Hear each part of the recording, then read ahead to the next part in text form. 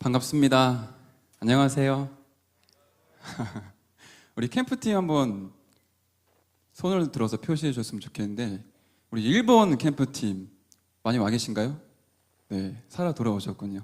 우리 홍콩, 네, 자, 방글라데시 정글로 막 들어가시던데 대나무를 깎으셨는지 모르겠지만, 혹시 미국 캠프팀도 있나요? 오신 분 있나요? 예, 지금 오고 계시겠죠? 우리 4개국으로 해외 캠프를 갔었습니다. 홍콩, 그리고 미국, 일본, 방글라데시로 갔다 왔는데, 아마 할 말이 너무너무 많으실 거예요. 그렇죠? 저는 지금 어떤 말을 어디서부터 시작해야 될까 굉장히 고민이 되는데, 이번 해외 캠프를 통해서 굉장히 중요한 응답들을 많이 우리에게 허락해 주셨습니다. 그래서 지금 함께 찬양을 좀 같이 하고 말씀을 들었으면 좋겠는데요. 청년부에게 237개 나라를 품을 수 있는 중요한 시간표가 되어졌고요. 오늘 또 말씀 들으면서 아마 1부 예배, 2부 예배 들으시면서 해외 캠프 갔다 오신 분들은 어떻게 이렇게 말씀이 정확히 떨어질 수 있을까? 언약의 여정이라는 말씀과 전교인의 말씀 캠프, 전도 캠프, 성교 캠프, 그릇을 준비하라라는 말씀 통해 굉장히 많은 힘과 또 답과 중요한 방향들을 붙잡으셨을 겁니다. 우리를 이제는 내가 있는 현장에서만 복음 증거하는 것이 아니라 전 세계 다민족도 살려내는 중요한 전도자로 저와 여러분들을 부르셨습니다. 우리 찬양 한 곡만 더 하고 함께 말씀 보도록 하겠습니다. 준비되나요, 혹시? 전 세계를 향해? 네, 함께 우리 찬양하겠습니다.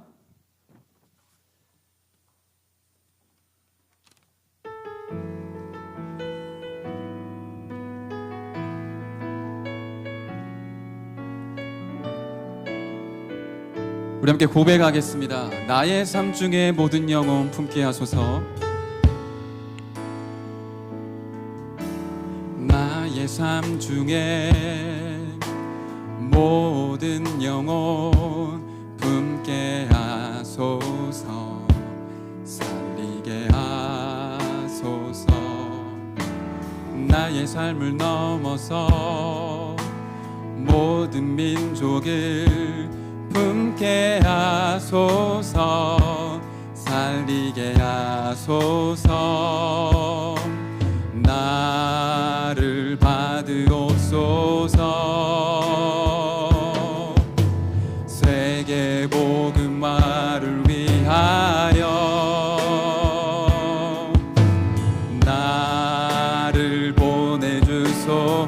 모든 열방 가운데, 모든 열방 가운데 전 세계를 향해 나아가라. 너를 통하여 언약을 이루리라. 날마다 말씀 따라 성령의 인도 따라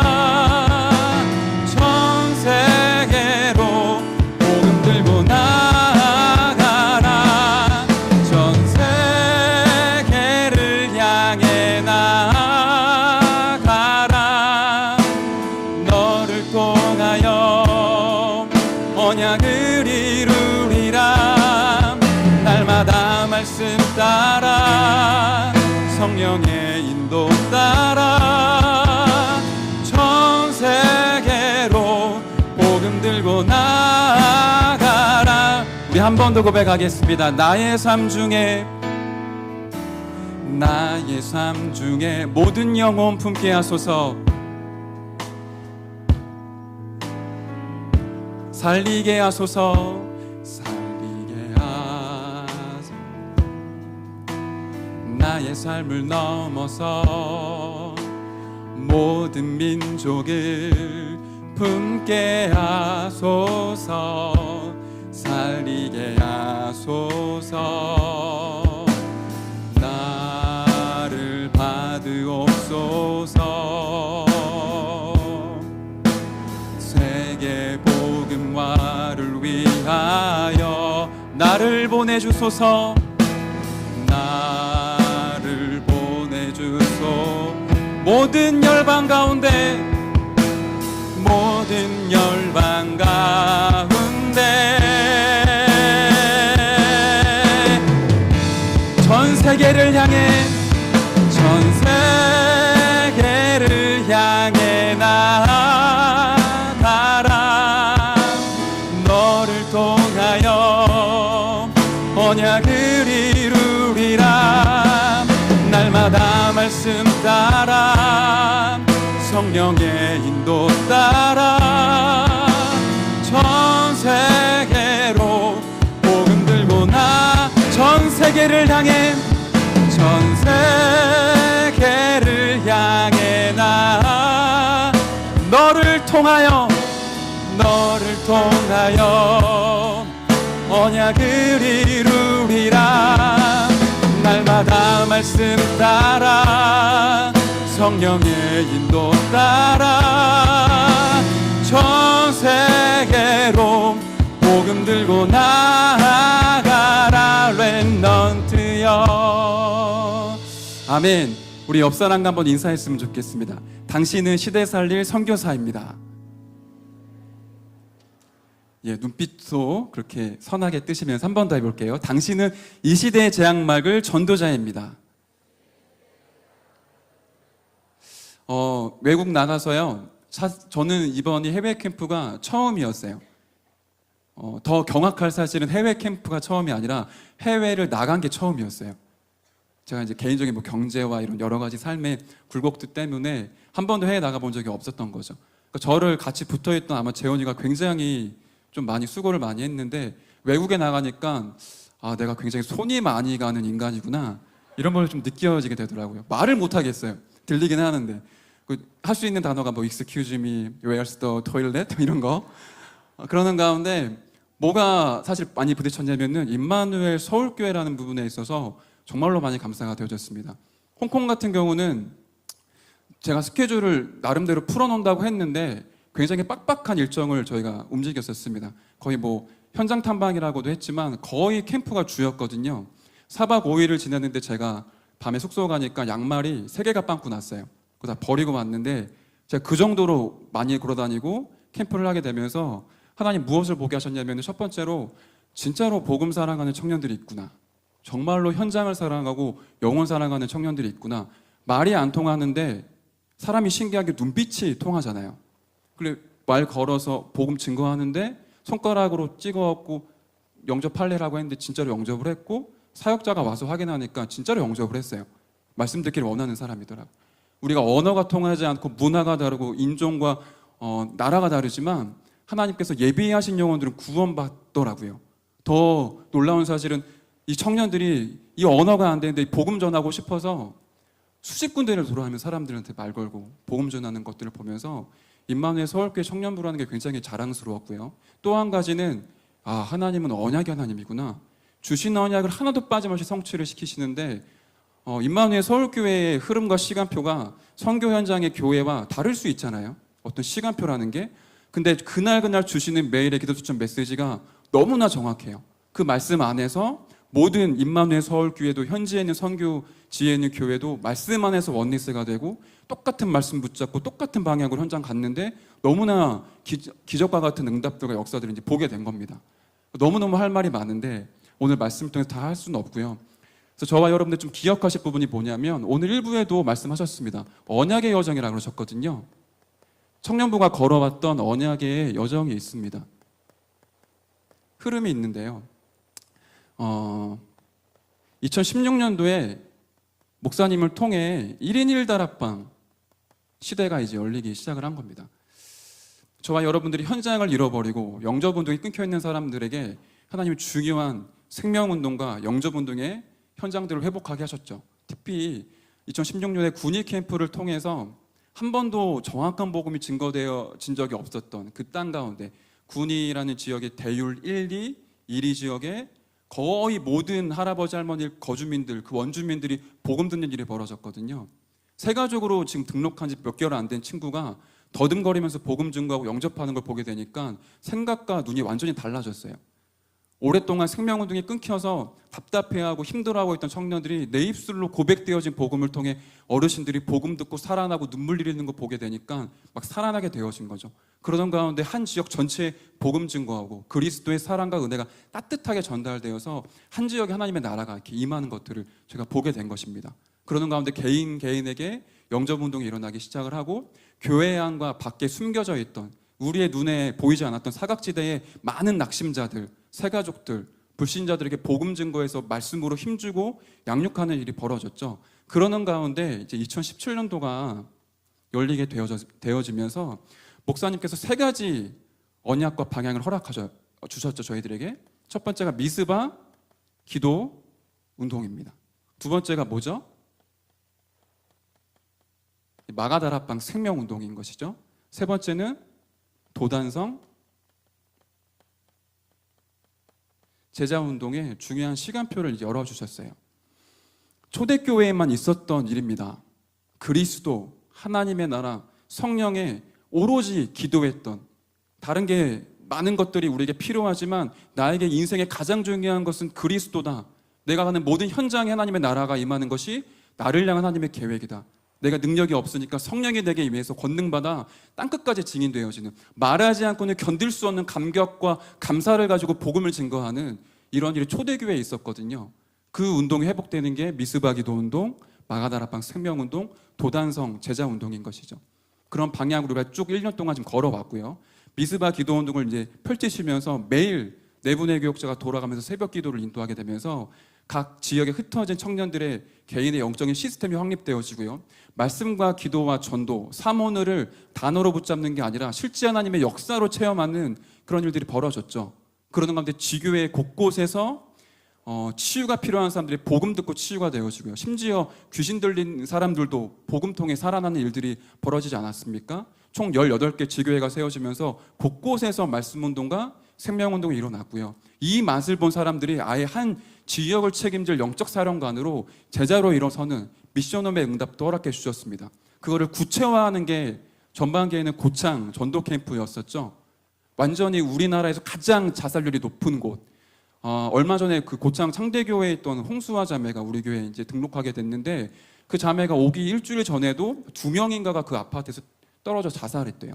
그런 자살률 가장 높은 지역에 복음이 증거되는 일이 벌어졌고요.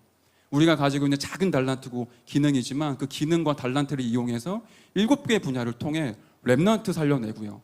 현장 살려내고 교회가 든든하게 세워지는 것을 저와 여러분들에게 목도하게 하셨죠. 그러는 가운데 진짜 하나님의 말씀대로 성취하시는구나. 우리가 조금 부족할 수 있고 연약할 수 있고 내가 가지고 있는 실력이 조금 미천할 수 있지만 그거 가지고도 하나님께서 쓰실 수 있구나. 말씀은 반드시 성취되어지는구나. 그걸 보게 하시는 걸음이었었습니다. 그러던 가운데 자기 현장 가운데서 똑같은 전도운동이 일어날 일들이 막 벌어지게 되어졌죠. 그리고 이제 드디어 후반기에 4개국으로 선교 캠프가 진행이 된 겁니다. 그리고 그 이전에는요, 집중 팀합숙을 통해 우리가 캠프 안에서 어떤 방향으로 전도하고 선교해야 될지도 정확한 내용과 방향을 허락하셨어요. 저는 해외 캠프 처음이었기 때문에 진짜 기도가 많이 되더라고요. 진짜로 눈을 딱 뜨고 눈을 감을 때까지 머릿속에 홍콩이라는 단어가 떠나지가 않았어요. 왜냐하면 해외를 나가본 적도 없잖아요. 해외 캠프를 참여해 본 적도 없어요. 그런데 해외 캠프를 이제 인도하는 입장이 되더라고요. 또 이게 제가 늘 아는 분들이 아니라 한 번도 얼굴 본 적도 없고 목소리 들어본 적도 없는 분들과 카톡을 통해 소통을 해야 되니까 진짜로 기도를 하게 되더라고요. 하나님이 기도하게 하셨죠. 한 2주 전부터는 진짜 24시가 되어진 것 같아요. 계속 기도하고 이 현장을 향한 하나님의 전도 계획은 무엇입니까? 계속 기도하는 가운데 중요한 답들을 그날 기도 소천 메시지를 통해서 허락해 주셨어요. 놀라웠던 건 그 메시지를 붙잡고 현장에 갔더니 너무 일맥상통하게 매치가 되는 거예요. 그리고 또 한 가지는 우리의 시간표는 지금 팀사역 전도이지 않았습니까? 과연 이 팀사역 전도의 중요한 방향이 현지 선교지와 시간표가 맞을 수 있을까? 이것도 사실 좀 굉장히 기도가 많이 되어졌거든요. 그래서 재밌는 사실은 현장에 첫날 갔는데 만나는 사람마다 거의 다 예수 믿는 사람들이었어요. 제가 갔던 그 현장은 3명의 여자 국적인지 모르겠지만 동양인인데 3명의 여자 대학생들이 서로 얘기를 하고 있길래 말을 걸었더니 2명의 CCC 선교단체 여자의 2명이 그 친구 1명에게 복음을 증거하고 있는 상황이었거든요. 그래서 나는 한국에서 온 전도사다. 나도 복음 전하고 싶다. 제가 복음 전하고 제가 간 다음에 또 이분들이 복음 전하고, 저희 같이 갔던 팀들이 뭐라 그러냐면은 복음 듣는 불신자보다 옆에서 내가 복음 전하고 있는 그것을 목격하고 있는 CCC 그 2명이 더 하나님의 중요한 계획이 있는 것 같다. 그러니까 청년들이 이제 이런 부분에 팀 사역 전도라는 부분에 눈을 뜨게 되었고요. 또 다른 팀은 만났는데 예수 믿는 사람이었어요. 팀 합숙 4부 1강부터 7강 메시지를 현장하는 게 이번 캠프의 조금 중요한 방향이었는데, 진짜로 예수 믿는 사람한테 너가 있는 현장에 너가 가지 않으면 그 현장은 죽을 수밖에 없다. 핏값을 하나님 너에게 돌리겠다고 말씀하셨다. 에스겔 3장 18절을 펴내놓고 진짜로 팀 사역을 하는 일이 벌어지게 된 거죠. 그러한 청년들, 그러한 대학생들이 현재 사역자들과 연결되어진 일들이 벌어졌어요. 진짜로 말씀이 성취되는구나. 그런 부분들을 저도 목격을 했고 우리 청년들도 목격을 했고, 심지어 우리가 시간표가 달랐던 현지에 있는 그 선교사님, 그 교역자들, 중직자들이 야 진짜 말씀 성취되는구나, 이런 부분에 굉장한 은혜를 받게 된 거죠. 제가 갔던 현장 홍콩은 중국 복음화의 마지막 보루입니다. 여러분 아시겠죠? 중국이 지금 문이 하나씩 닫히고 있는 상황이에요. 그래서 지금 거의 모든 교회가 문을 닫았고, 제가 갔던 홍콩 새생명 선교교회 담임 목사님이신 이원희 선교사님이 저희가 캠프 가는 그 주간에 심천이라고 하는 중국 내륙에 있는 지역에서 집중훈련을 했는데, 그날에도 교회가 2개가 문을 닫았대요. 중국에 계속 문이 닫히고 한국에 있는 모든 선교사들이 지금 추방당하고 있는 상황입니다. 그러던 가운데 이 홍콩이라는 이 곳이 중국에 있는 중요한 영적 지도자를 양성할 수 있는 너무나 중요한 그런 현장이더라고요. 여러분 아마 아실 텐데 1997년도에 홍콩이 중국으로 반환이 되죠. 그러던 가운데 유예 기간을 50년을 줬어요. 50년 동안은 지금까지 있었던 모든 시스템을 가지고 그대로 너희들이 살아가라. 근데 50년 후에는 완전히 중국에 딱 귀속이 돼서 우리의 문화, 우리의 공산 사상 이런 거에 딱 함께 가는 거다. 지금 이제 30년이 남은 겁니다. 중국에는 이미 모든 교회가 문이 닫혔고요. 유일하게 중국 땅 안에 남은 종교의 자유가 있는 곳은 홍콩밖에 없어요. 이 홍콩에 남은 30년을 어떻게 준비하느냐가 중국의 많은 지도자를 세울 수 있느냐 없느냐, 그러한 기로에 지금 서 있는 거죠. 그러는 가운데 홍콩 안에서 공산당, 중국에 있는 공산들이 가장 많이 쓰는 전략이 일단 그 자유민주주의의 맛을 봤던 모든 어른들이 빨리 이제 떠나는 걸 원하고요. 우리말로 치면 랩넌트들을 집중을 하는 거죠. 대학에 들어가고 중학교, 고등학교에 들어가서 어렸을 때부터 아이들에게 공산이라는 그 공산주의 사상, 사회주의 사상을 그 이념을 집어넣고요. 이미 아이들부터 전체 문화라든지 모든 분위기를 중국화하는 전략을 쓰고 있어요. 그러는 가운데 우리가 가는 현장이 어떤 시내라든지 길거리가 아니라 전부 다 대학 현장으로 들어가게 되었거든요. 홍콩에는 총 5개 대학이 있는데 그 5개 대학이 우리나라 서울대보다 다 순위가 높아요. 5개 대학이 제일 낮은 대학이 제가 알기로 69인가? 전 세계에서 2만 개 대학 중에 69위로 알고 있고, 제일 높은 대학이 17이거든요. 홍콩 대학이. 그 캠프 현장 전체가 제가 대학을 들어가면서 캠프를 진행을 하게 된 겁니다. 랩넌트 살리는 발걸음이 되어진 거죠. 그러는 가운데 홍콩 새생명 선교교회의 중요한 방향들과 중요한 하나님의 소원들이 청년들 가슴속에 하나하나 꽂히게 되는 시간표였어요. 아마 다른 지역도 다른 그 나라도 비슷했겠지만 그날 주시는 기도 제목의 메시지가 선교 현장에서 캠프하는 가운데 굉장히 디테일하고 구체적으로 성취되어진 것을 보게 되었거든요. 저희는 첫 현장이 홍콩 중문대였었는데 그날 주신 말씀이 디아스포라였었어요. 일단 아마 우리가 현장에 이미 들어왔기 때문에 우리가 디아스포라였었고, 그날 현장에 만나줬던 많은 사람들이 흩어져 있는 다민족들이었고요. 둘째 날 영산업인의 정체성이었습니다. 다른 지역도 마찬가지였을 거예요. 그날에 홍콩 과기대라고 하는 곳에 들어갔는데 새생명 선교교회에 굉장히 헌신하고 있는 중요한 집사님이 과기대학교에 참여를 하셨었어요. 근데 이분이 새생명 선교교회의 많은 랩넌트를 살리는 영산업인이셨던 거죠. 그러는 가운데 과기대에서 3년 정도를 사역을 하셨는데 계속 사역하는데 안 열리는 문이 한 곳이 있었던 것 같아요. 근데 진짜로 신기하게 그날 그 말씀 붙잡고 들어갔는데 3년 동안 열리지 않았던 그 현장에 영접이 되는 일이 벌어졌고 이 집사님과 만남이 되어져서 다락방의 문이 열리는 일이 벌어졌거든요. 이런 일들이 곳곳에 너무너무 많아요. 성교 캠프 현장 가운데 말씀이 성취되어지고 진짜로 언약의 여정을 걸어가는 많은 부분들을 좀 목격을 하게 되었습니다. 하고 싶은 말은 많은데 시간이 많이 가니까요. 이따가 리더 훈련 통해서 중요한 보고는 함께 나누도록 할 거고요. 우리가 이제 캠프를 다녀왔고요. 중요한 메시지를 이제 받게 됩니다. 홍콩, 또 미국, 일본, 방글라데시 캠프를 다녀오고 난 우리에게 하나님이 주시는 중요한 메시지는요. 그리스도는 누구인가? 라는 메시지를 주십니다. 여러분 어떻게 질문이 다가오시나요? 많은 응답과 또 많은 하나님의 역사를 목격했는데 그러면 정말 너는 그리스도를 알고 있냐? 정말로 너는 그리스도를 믿고 있는 게 맞냐? 정말로 너에게 그리스도는 누구냐? 그 그리스도가 너와 어떤 상관이 있냐? 정말로 너가 이 그리스도를 제대로 알고 믿고 영접해서 너의 입술로 증거하는 이 그리스도가 하나님이 허락하신 그 그리스도의 복음이 맞냐? 지금 이 질문을 저희들에게 던지고 계십니다. 중요한 질문이겠죠.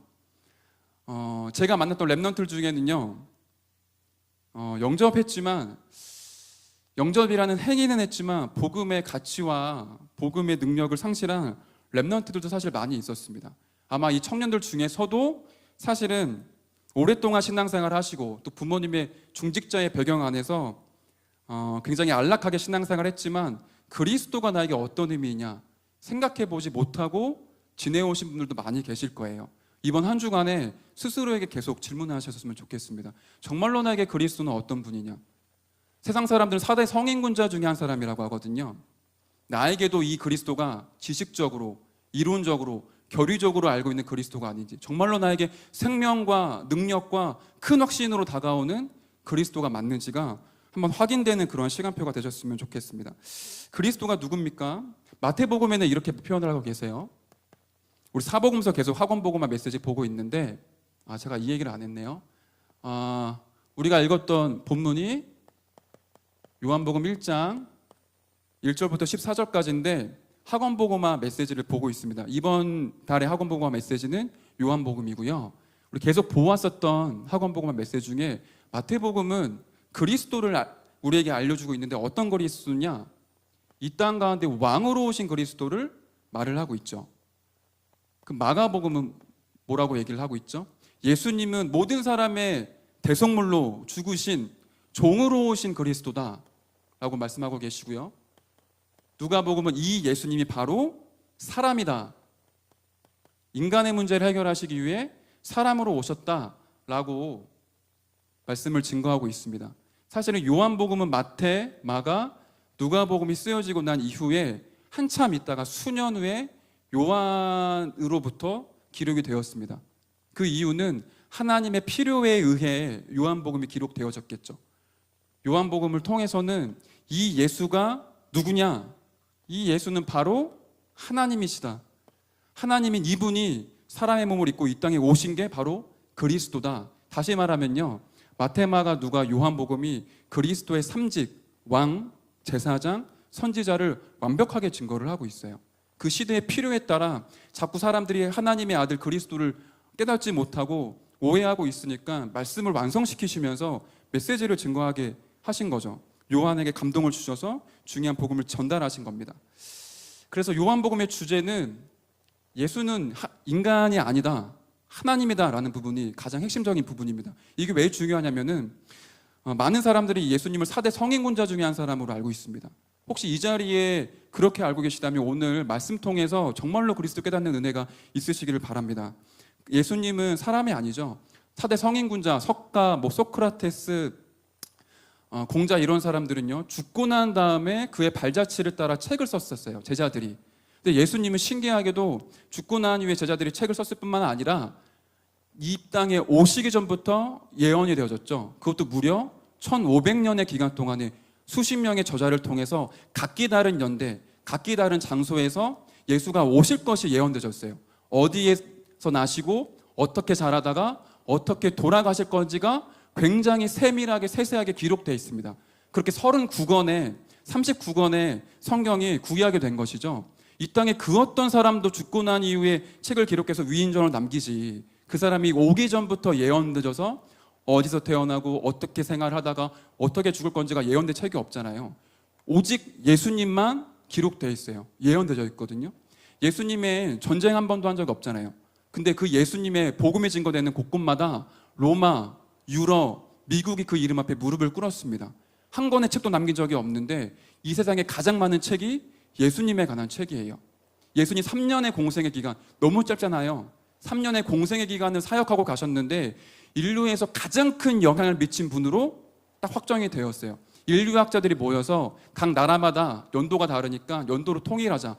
이 땅 가운데 가장 영향을 많이 준 사람을 중심으로 해서 인류의 역사를 통일하자라고 해서 나온 인물이 바로 예수님이신 거죠.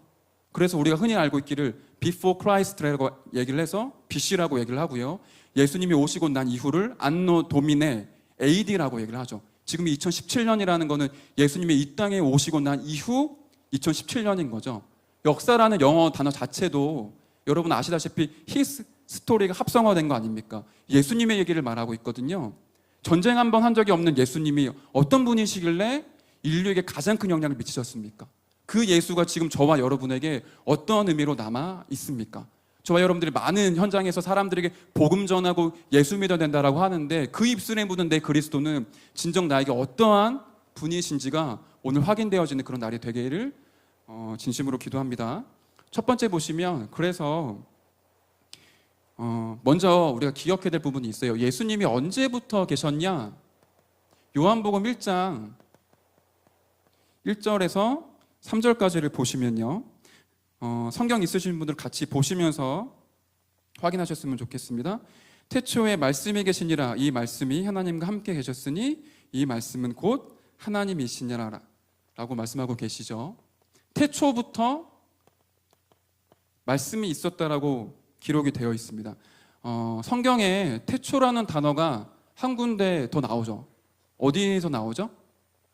네, 창세기 1장 1절에 태초에 하나님이 천지를 창조하시니라라고 말씀이 나오죠. 요한복음 1장 1절의 태초와 창세기 1장 1절의 태초가 같습니까? 창세기 1장 1절의 태초는 시간과 공간, 하나님이 만드시는 시간표였었어요.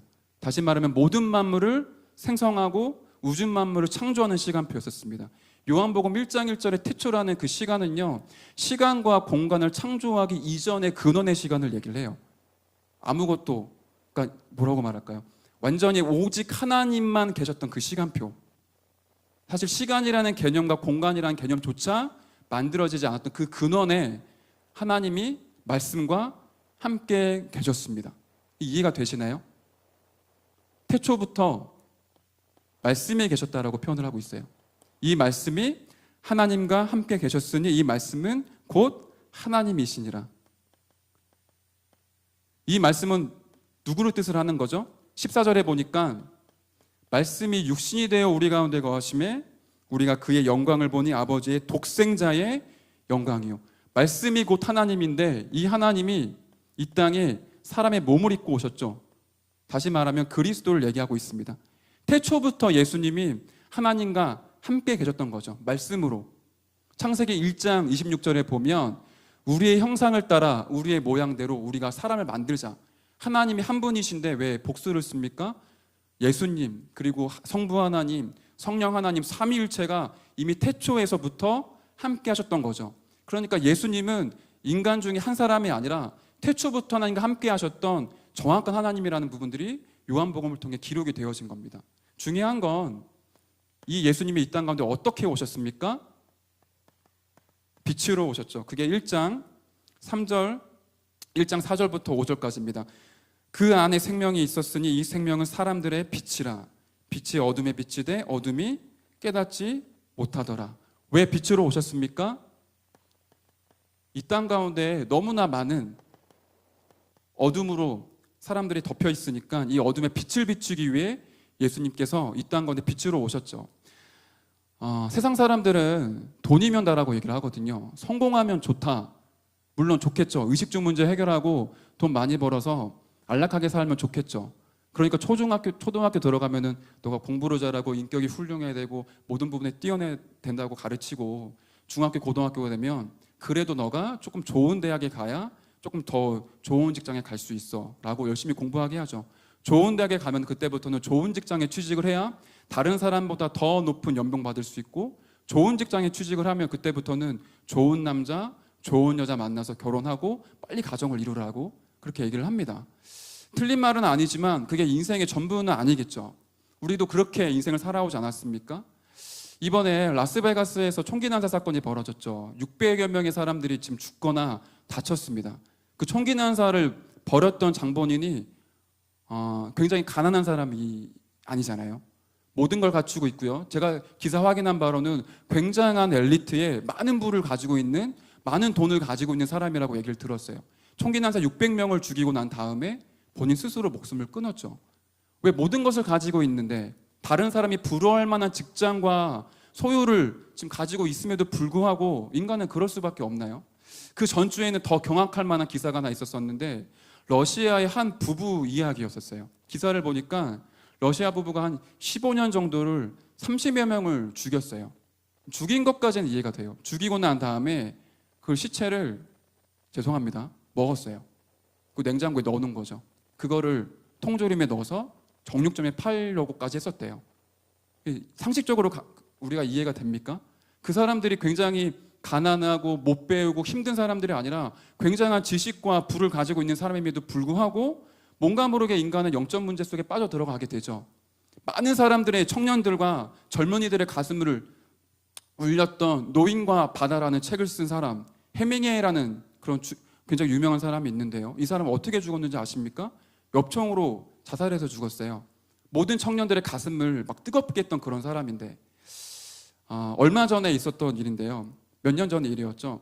TV를 이렇게 보니까 무엇이든 물어보세요라든지 여러 가지 TV 프로그램에 한 분이 나와서 행복에 대해서 강연을 하시더라고요. 본인을 나는 행복 전도사다라고 표현을 하시더라고요. 여러분 아마 기억나실 겁니다. 이분 어느 날부터 TV에 안 보이기 시작을 했거든요. 혹시 아십니까?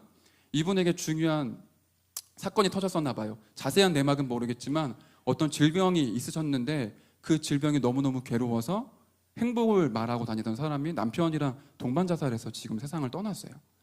그 이해가 안 되지 않습니까? 사람이 자기가 원하는 것을 갖고 돈을 소유를 갖고 좋은 남자, 좋은 여자를 만나서 가정을 꾸리면 행복할 것처럼 생각하는데 막상 그렇지가 않더라고요. 제 주위에도 지금 이제 제 나이쯤 되니까 서서히 이혼하는 친구들이 생겨요. 결혼할 때 너무너무 좋아하고 막 신혼여행 할 때는 막 날아갈 것처럼 가던 친구들이 지금은 너무너무 살기 싫다, 너무너무 내가 괴롭다, 그러는 가운데 이혼을 생각하고 있는 친구도 많고 실제로 이혼한 친구들도 굉장히 많이 있더라고요. 그렇다면 인간에게 있는 문제는 돈이 없어서 생기는 문제가 아니잖아요. 내가 지금 성격이 너무 안 좋고 인품이 너무 낮고 우리 집의 배경이 안 좋기 때문에 오는 문제가 아니잖아요. 우리 인간에게 있는 진짜 문제는 돈 문제도 아니고 나의 인격이 더러워서 그런 것도 아니고, 인간이 가지고 있는 진짜 문제는 창세기 3장에서 말을 하고 있는 영적 문제이고 근본 문제라고 성경은 기록하고 있고 그게 진리라고 저는 믿습니다. 저와 여러분이 가지고 있는 문제가 하나님 만나면 정말 해결될 수 있습니까? 저와 여러분이 가지고 있는 그 문제가 진짜로 그리스도를 통해 해결될 수 있습니까? 오늘 그 답을 정말 확신으로 가져가신 날이 되시기를 바랍니다. 인간은 그 어떤 것으로도 채울 수 없습니다. 그래서 요한은 그런 근본 문제에 빠져 있는 사람을 보고 어둠에 덮여 있다라고 표현을 했고요. 그러니까 그 근본 문제 해결할 수 있는 유일한 길은 하나님밖에 없지 않습니까? 어둠 가운데 빠져 있는 사람에게 빛을 비춰야 어둠이 물러갈 수 있으니까 그리스도는 이 땅 가운데 빛으로 임하게 되었고요. 요한복음 1장 14절에 보니까 그분이 사람의 몸을 입고 이 땅에 오셔서 중요한 일을 하셨습니다.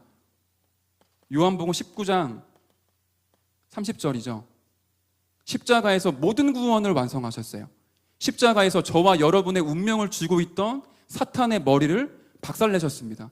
저와 여러분이 도저히 만날 수 없는 하나님 만나는 길을 여셨죠. 예수님 십자가에 돌아가실 때 성전 안에 있던 휘장이 위에서부터 아래로 찢어졌거든요. 하나님께로 나아갈 수 있는 길이 열렸어요. 저와 여러분들이 죄를 안 지어야 되나요?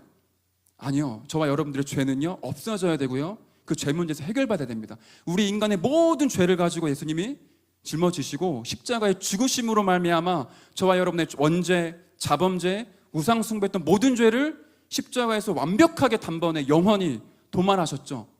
그리고 난 다음에 고백입니다. 다 이루었다. 구원을 완성하셨거든요.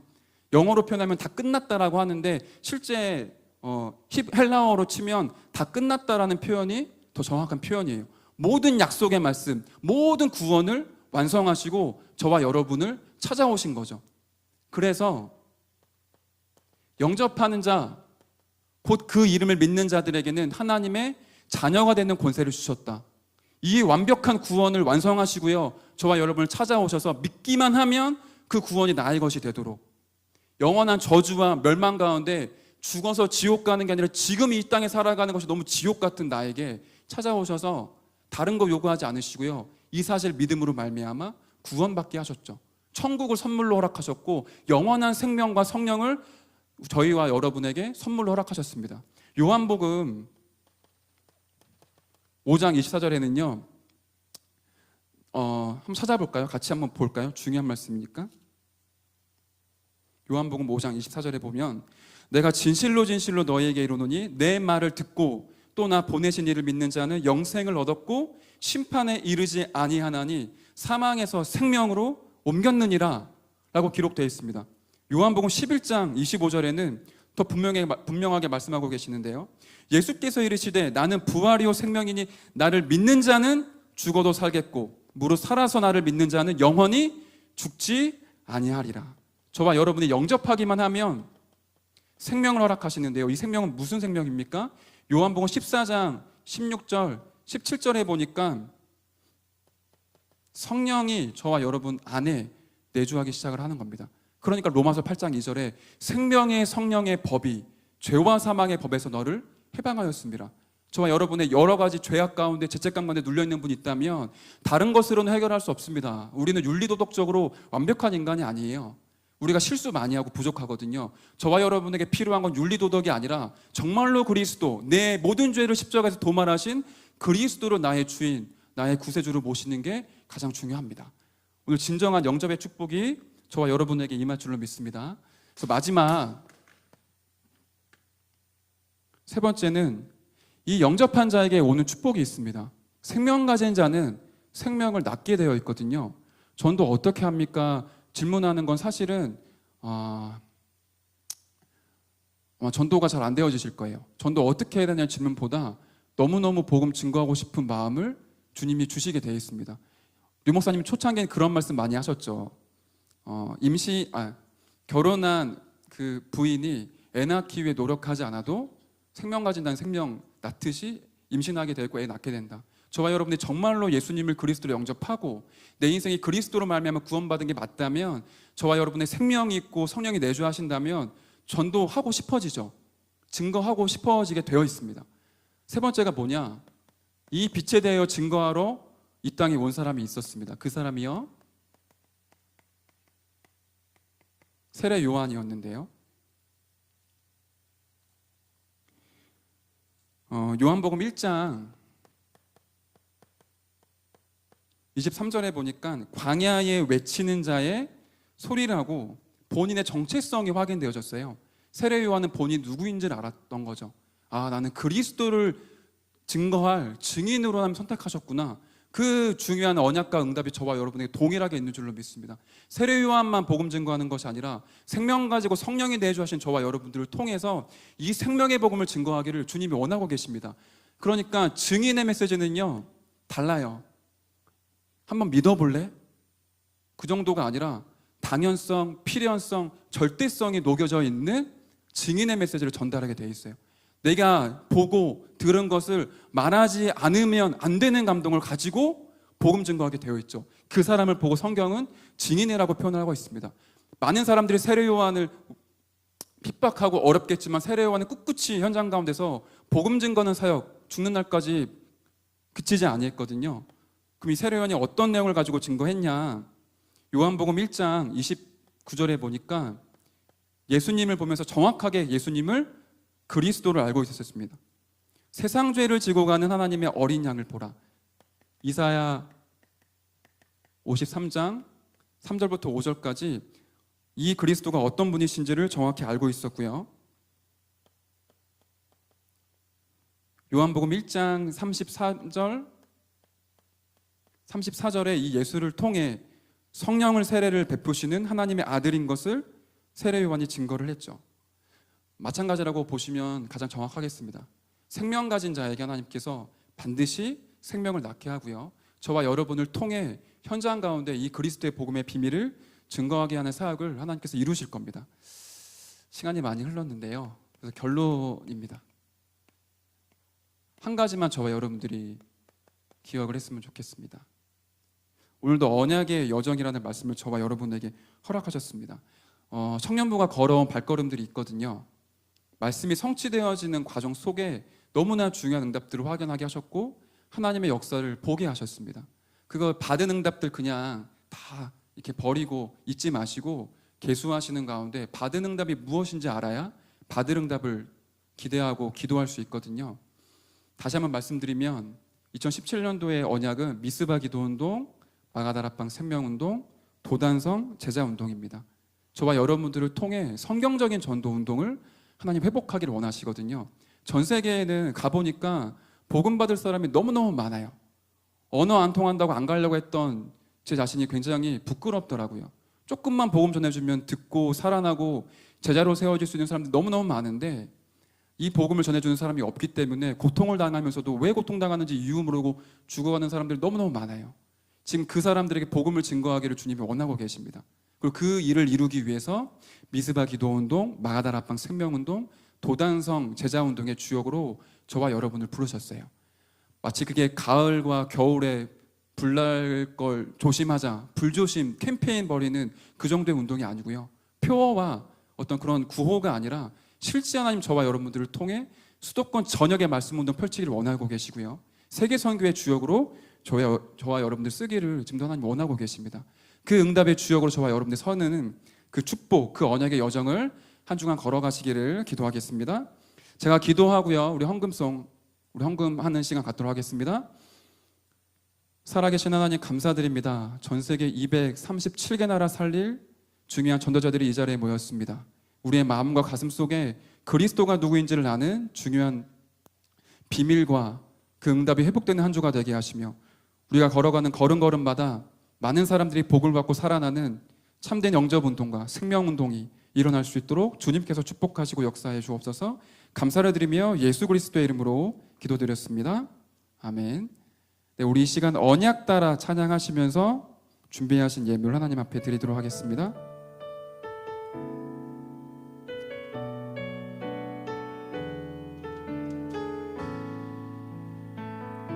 나 조용히 당신 앞에 엎드려 주의 언약을 나 간구하오니 그 말씀 속에 숨겨진 그 눈물 이제야 내게 부딪히네. 그 감 가운데 빠져 신음하는 영혼들 황폐한 이 땅 가운데 중성 누가 전하리. 시대 살릴 제자로 나를 부르시니 나 주께 엎드려 경배합니다. 언약 따라 내 발걸음 인도하시니 나의 달려갈 길과 주께 받은 사명을 하나님의 이 복을